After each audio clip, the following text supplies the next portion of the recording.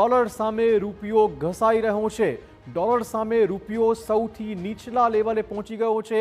રૂપિયો 90 પ્રતિ ડોલર નજીક થતા માર્કેટ પર દબાણ વધી રહ્યું છે। મંગળવારે રૂપિયો ઘટીને 89.87 પહોંચ્યો હતો।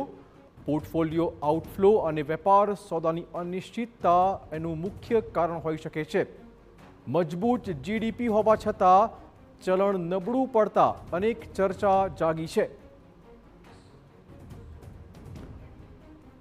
આપણી સાથે જોડાયા છે આજ મુદ્દે વધુ વાત કરવા પરેશભાઈ ધાનાણી, જે છે આર્થિક બાબતના નિષ્ણાત।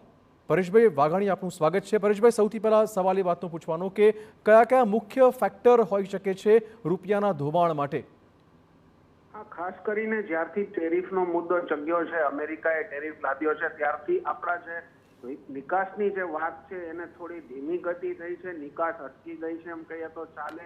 આપણું સૌથી વધુ એક્સપોર્ટ અત્યારે 18% જેવું ટોટલ આપણા એક્સપોર્ટનું અમેરિકા થઈ રહ્યું છે। એમાંથી થોડોક ઘટાડો આપણને 1-2 મહિનામાં જોવા મળ્યો છે। એટલે નિકાસ ઘટતા ડોલરમાં માંગ વધી છે, એની સામે આપણી આયાતોનું બિલ વધતું જાય છે।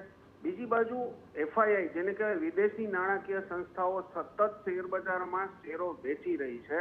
એટલે કે એક બાજુ નિકાસ ઘટી રહી છે, નાણાકીય સંસ્થાઓ, વિદેશી નાણાકીય સંસ્થાઓ શેરો વેચીને ડોલરમાં કન્વર્ટ કરીને રૂપિયા લઈ જઈ રહી છે।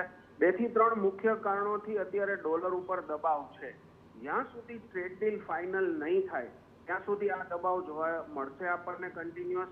જો કે એક વાત એવી પણ છે કે આરબીઆઈ આવા સમયમાં જ્યારે રૂપિયો નબળો પડતો હોય ત્યારે ઇન્ટરફિયરન્સ કરી અને રૂપિયાને સ્ટેબલ કરવાની કોશિશ કરતી હોય છે। એટલે નિશંકપણે આરબીઆઈ પ્રયત્નો જરૂર કરશે, પરંતુ અત્યારે રૂપિયો દબાણ હેઠળ છે, એમાં કોઈ શંકાને સ્થાન નથી। જ્યાં સુધી ટ્રેડ ડીલ નહીં થાય, ટેરિફ અંગેના વિવાદો પૂરા નહીં થાય ત્યાં સુધી રૂપિયો તૂટતો જશે। કદાચ એવું પણ બને કે 91ની સપાટી પણ રૂપિયો આપણને જોવા મળે। આ સ્થિતિ અત્યારે શેર બજારમાં પણ એના હિસાબે મંદીનું જ વાતાવરણ જોવા મળી રહ્યું છે અને રૂપિયા પર દબાણ જોવા મળી રહ્યું છે। પરેશભાઈ, એક બાજુ તમે જુઓ જીડીપીનો ગ્રોથ રેટ બહુ જ ઊંચો બતાવાઈ રહ્યું છે, બીજી બાજુ આંતરરાષ્ટ્રીય પરિબળો પણ રૂપિયાને નબળો પાડી રહ્યા છે। આ બધા વચ્ચે થોડા ભવિષ્યની વાત કરીએ તો લાગે છે કે હવે આ જે મંદીનો માહોલ છે એ આખા અર્થતંત્રને ભરડામાં લેશે? એટલે અર્થતંત્ર બાબતે તો એવું કહી શકાય કે જીડીપી જે છે એ સારો છે, એમાં ના નહીં।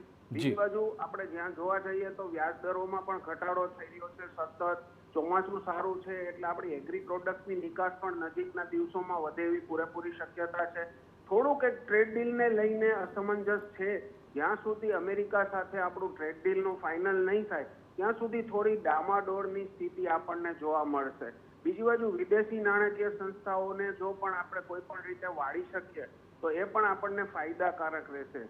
એક બાજુ વાણિજ્ય મંત્રાલય દ્વારા નિકાસને વધારવા અન્ય દેશો તરફ પણ મીટ કરાય છે અને અન્ય દેશો તરફ પણ વળી રહ્યા છે। ત્યાંથી પણ જો કાંઈ નિકાસના પરિણામો સારા આવે અને કોઈ પણ રીતે કાંઈ સોલ્યુશન થાય તો નિકાસ વધે તો ડોલર પર પાછું પ્રેશર આવે।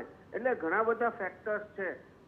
બીજું કે નિકાસ, પરેશભાઈ, જેમ તમે અગાઉ પણ કીધું કે અત્યારે માર્કેટ ટ્રેડ જોઈએ તો લગભગ 200ની આસપાસ સેન્સેક્સ ડાઉન ચાલી રહ્યું છે। લાગે છે કે એનું જ પરિણામ હોઈ શકે છે, માર્કેટમાં પણ મંદી છે? હા, માર્કેટમાં શેર બજારમાં મંદી ઓવરઓલ ઘણી જોવા મળી રહી છે, સતત તૂટી રહ્યું છે।